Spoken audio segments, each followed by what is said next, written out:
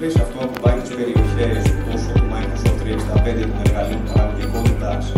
και αποδοτικότητας και την επάφραση όσο δυνατόν περισσότερο την δημιουργία λύσεων, custom λύσεων, αλλά και έτοιμα φυσικά εργαλείων που μας δίνουν τη δυνατότητα να τα επιτύχουμε στον οργανισμό, να τα αξιοποιήσουμε για τη λειτουργικότητα του M365, του σχετικού Copilot για το οποίο συζήτησε και ο Χριστόφορος και ο Ηλίας. Και